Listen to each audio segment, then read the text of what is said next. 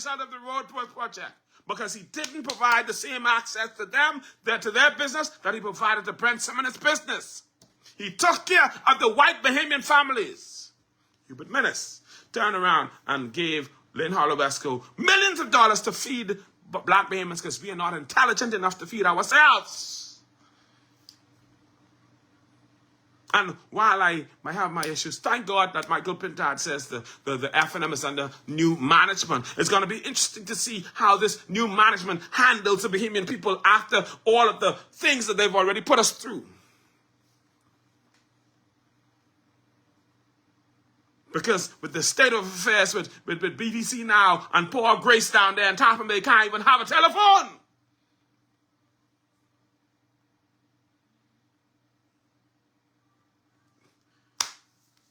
There's this effort to kill access to the average Black Bahamian. And I can't say that some of it isn't some of our fault. But it's like the days of the slave traders when you had black people selling out black nations to white slave owners for them to transport from Africa and bring them out here to the Western world.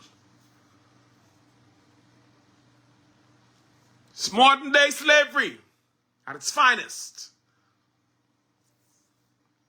And since nobody wants to have this conversation, but we need to have this conversation and realize that we are being slowly pushed away and trampled. The guy own nothing.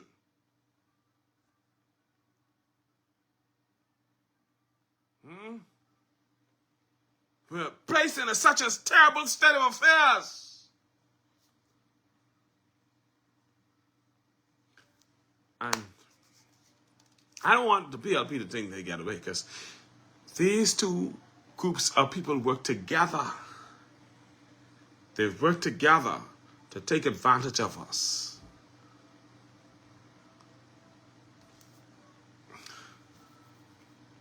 And as I close, this is 11:09. I go to Lincoln Bain, and there's 100,000. I don't know what Lincoln's exact remarks were with respect to the 100,000. I would like to hear that. If anybody knows exactly what was said in respect to the 100,000, please get that information to me. I'd like to know. But he said it. And while some people used it as political fodder to try to make Lincoln Bain look bad, some people believed in it.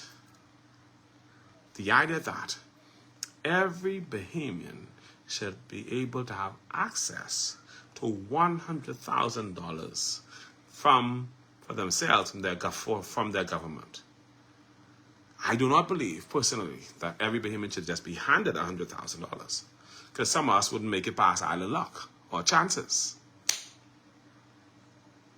What I do believe is, though, that every Bahamian should have the right to access $100,000, and it should be handed to them on merit. Like, for example, you have to be meeting certain qualifications.